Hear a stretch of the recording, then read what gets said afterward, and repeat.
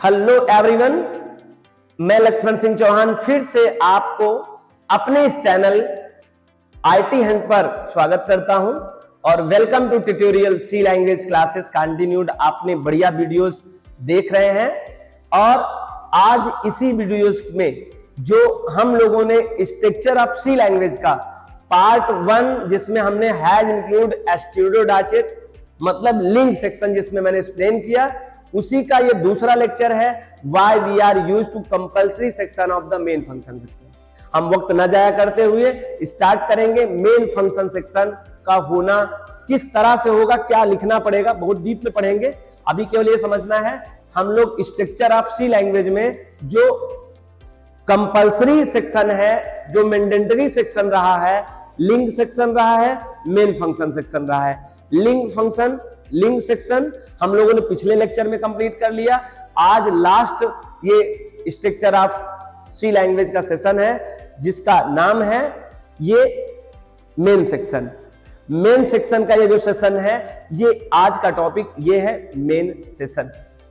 ठीक है, देखिए नंबर 5 में था स्ट्रक्चर ऑफ सी लैंग्वेज। आपको इधर साफ देख लीजिए, इधर देख लेंगे। मेन फंक्शन जब भी आप बनाते हैं वाइड लिखते हैं, मेन लिखते हैं, इसे हम लोग फंक्शन बोलते हैं।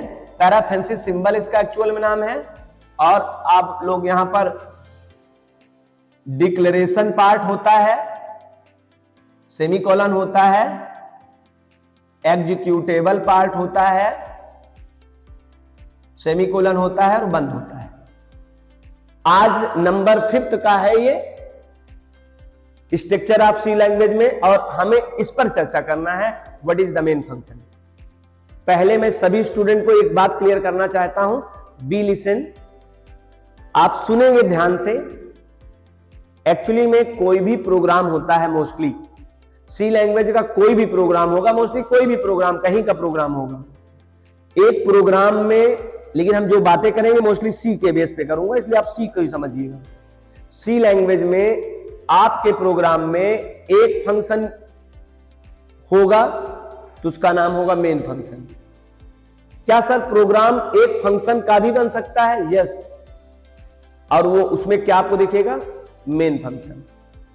और आपके सी लैंग्वेज में प्रोग्राम 100 फंक्शन का, 1000 फंक्शन का, 1,00,000 फंक्शन का भी बन सकता है, फिर भी आपको यह फंक्शन जरूर रहेगा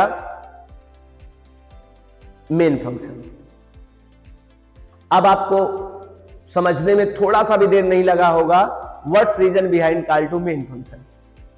जब इतना मेन है कि एक भी रहे तब भी रहे, लाख रहे तब भी रहे, लाखों में भी इसका होना अनिवार्य है, अकेले में भी इसका होना अनिवार्य है, तो this is a main function. Name तो बहुत जेन्युइन तरीके से रखा गया sir. What's reason behind main function? Sir इसका होना ही क्यों आवश्यक है, यह प्रश्न बनना चाहिए आपके दिमाग में। आइए हम बात करते हैं क्यों होना चाहिए। एक्चुअली में प्रोग्राम का जो एग्जीक्यूशन होता है, हमारा जो एग्जीक्यूशन प्रोग्राम का शुरू होता है वो मेन फंक्शन से ही हमारा प्रोग्राम कंट्रोल अंदर को आता है। हमारा ऑपरेटिंग सिस्टम किसको जानता है? केवल मेन फंक्शन जानता है। आपके पास लाखों फंक्शन ही क्यों ना बने हो प्रोग्राम में, लेकिन सबसे पहले कंट्रोल मेन फंक्शन पे जाएगा। हाँ, मेन के बाद चाहे जहां उसको ले जाइए लाखों में, कोई प्रॉब्लम नहीं।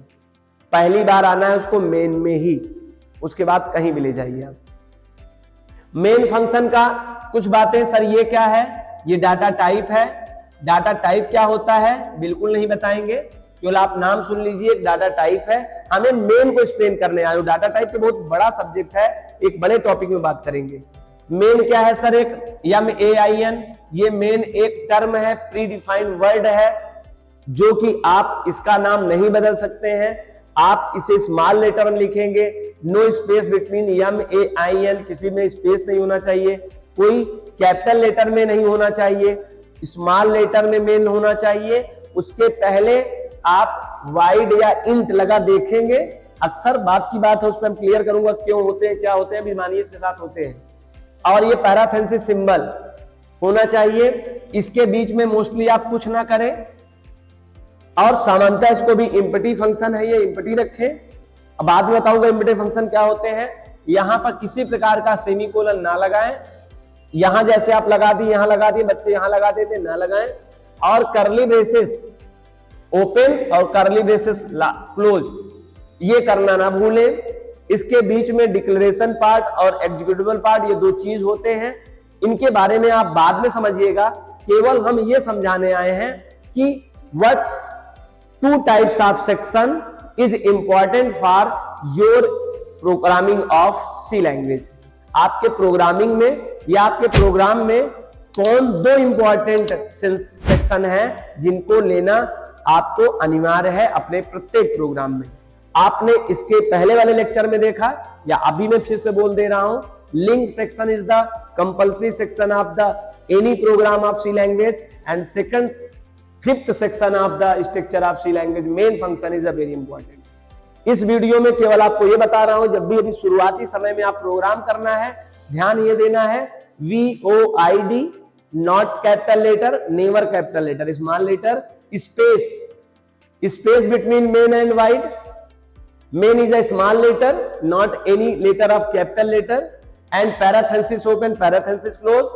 No any semicolon or symbol preceded by ending of main function. Curly braces is just open and declaration part and executable part. ये दोनों चर्चा का विषय है। और चूंकि अभी तो हम बुनियादी क्लास में हैं, अभी तो हमने केवल structure of C language complete की।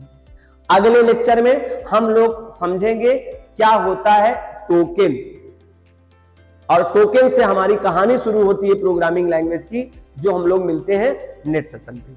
आई होप आपको स्ट्रक्चर ऑफ सी लैंग्वेज का यह जो एक पार्ट बाकी था, जिसमें कंपल्सरी पार्ट का हम लोगों ने चर्चा किया लगातार 2 लेक्चर में। इससे ठीक पहले लेक्चर में हम लोगों ने लिंक सेक्शन को एक्सप्लेन किया, और अब इस वाले लेक्चर में हम लोगों ने मेन सेक्शन को एक्सप्लेन किया।